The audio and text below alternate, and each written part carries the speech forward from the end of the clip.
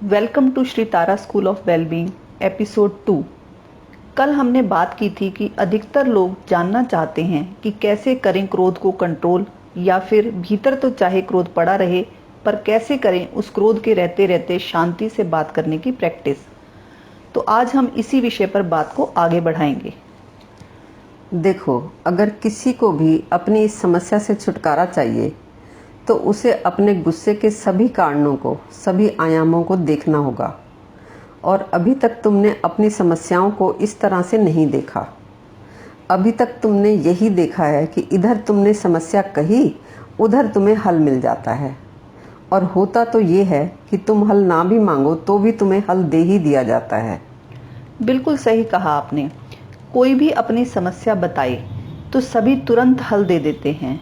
मैंने कभी किसी को ये कहते नहीं सुना कि मुझे तो खुद ही नहीं पता, मैं तो खुद ही हल ढूंढ रहा हूँ। हम दूसरों को ऐसे ऐसे हल बता देते हैं जो हमारे खुद के काम नहीं आ रहे होते। असल में यही तरीका हम सभी ने जाने अनजाने में अपने माँ बाप से सीखा होता है। उन्होंने अपने माँ बाप से सीखा है। सारी दुनिया के पास यही तरीका है। अपवाद स्वरूप ही धरती पर चंद लोगों ने अपनी समस्याओं के मामले में अपनी इस भूल को देखा है और फिर उनका जानना हुआ मन की समस्याओं की जड़ को, और उनका देखना हुआ समस्याओं के हर आयाम को, हर पहलू को। जैसे कि हम सभी को बचपन में बता दिया जाता है कि क्रोध करना बुराई है, क्रोध करना नासमझी है, क्रोध करना एक गलत व्यवहार है, औरों के प्रति भी और खुद के प्रति भी। गुस्सा हम करना नहीं चाहते पर हमसे हो जाता है, इसलिए हम सोचते हैं कि इस गुस्से से छुटकारा कैसे मिले। देखो, मैं फिर से बता दूं कि क्रोध अपने आप में समस्या नहीं है। क्रोध ना अच्छा है ना बुरा। क्रोध एक इंडिकेटर है। यूं समझो कि मच्छर के काटने से तुम्हें मलेरिया हो गया और शरीर तुम्हारा गर्म हो गया क्योंकि तुम्हें बुखार हो गया। तो बुखार तुम्हारी बीमारी नहीं है, बुखार तो सूचक है। शरीर का गर्म होना तुम्हारे भीतर की गड़बड़ की सूचना देता है। जब भी तुम्हें बुखार होता है तो तुम डायग्नोसिस करवाते हो, तो तुम्हें पता लगता है कि भीतर कोई इन्फेक्शन है, या कोई वायरस है, या मलेरिया है, या कोई और बीमारी है।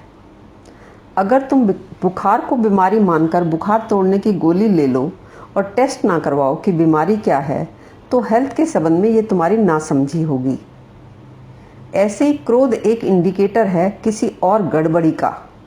किसी भी तरीके से क्रोध को दबाना या छिपाना, मन को व्यस्त करके भुलाना मन की मूर्खता है।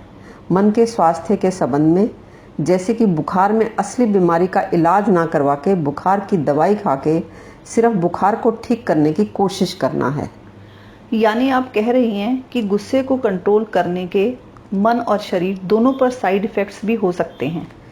निश्चित ही मन और शरीर पर गुस्से का दुष्प्रभाव होता ही है, और कभी भयंकर नुकसान भी हो सकते हैं। ये जो सुसाइड है, या फिजिकल वायलेंस है, या हत्या है, और भी एक्सट्रीम स्टेप्स हैं, जैसे कि लोग तेजाब फेंक देते हैं, सब दबे हुए क्रोध के ही तो परिणाम है। क्रोध के पीछे की समस्या को तो उघाड़ कर देखा नहीं, क्रोध को तो बस दबा दिया, और जो साधारण सी बीमारी थी उसे खतरनाक बना दिया गया। यानी आपके कहने का मतलब है क्रोध को दबाने के न केवल साइड इफेक्ट्स हैं, ये खतरनाक भी हो सकता है। हाँ बिल्कुल, ये डेंजरस तो है ही। इसके अलावा एक बात ये भी है कि अंतिम रूप से क्रोध को दबाया ही नहीं जा सकता। दबाने के लिए निरंतर मन को तनाव में रखना पड़ता है, और फिर दबाया हुआ क्रोध कब फट जाए इस संबंध में कोई नहीं जानता। वैसे भी टेक्निकली देखो तो क्रोध को दबाने का मतलब क्या है?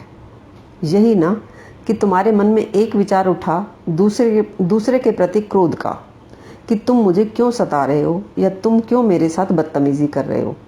और इस तेजी से उठते हुए विचार को तुमने अपने ही मन के किसी दूसरे विचार से दबा दिया कि क्रोध नहीं करना चाहिए। अब दोनों विचारों के पीछे तुम ही तो हो, कोई दो व्यक्ति तो है नहीं। तुम ही क्रोध कर रहे हो और तुम ही क्रोध को दबा रहे हो। आपका मतलब क्रोध को दबाने की जहां तक बात है, वो हम अपने ही अंदर एक तरह से खेल खेल रहे होते हैं। हाँ बिल्कुल, तुम अगर एक हाथ से दूसरे हाथ को खींचो तो क्या होगा? क्या कोई एक हाथ कभी जीत सकता है या कोई हाथ कभी हार सकता है? पीछे ताकत तो एक ही है। जीते तुम्हारा जो भी हाथ है, तो तुम्हारे ही मन का खेल है। तो ये सब तुम्हारे ही मन को मूर्ख बनाना। इस तरह क्रोध को रोका तो जा सकता है, मगर क्रोध को दबाने के संबंध में है ये बस एक काम चलाऊ बात।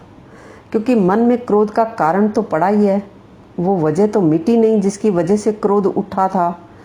जो असली मन की बात थी उसे तो तुम कह नहीं सके, उस आग को तो तुमने बुझाया नहीं, बस ऊपर ऊपर शांति का आचरण या व्यवहार कर लिया।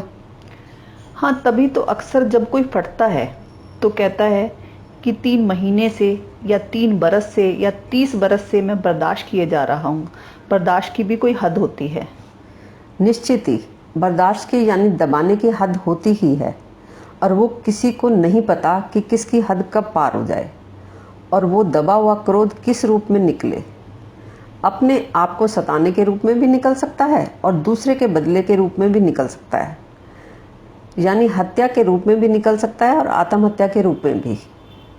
इसी आधार पर तो कह रही हूँ, तुम यदि कंट्रोल कर रहे हो क्रोध को तो अपने मन में खेल खेल रहे हो। इस तरह से मन की शांति का प्रयास करना असंभव को संभव करने का प्रयास है। तो क्रोध को तुम दबा दो या उन लोगों से, उन स्थितियों से ही तुम दूर हो जाओ जिनको तुम अपने क्रोध का कारण देखते हो, तो वो तो तुम्हारे क्रोध का उपाय नहीं है। आज हमने बात की कि क्रोध को दबाया नहीं जा सकता।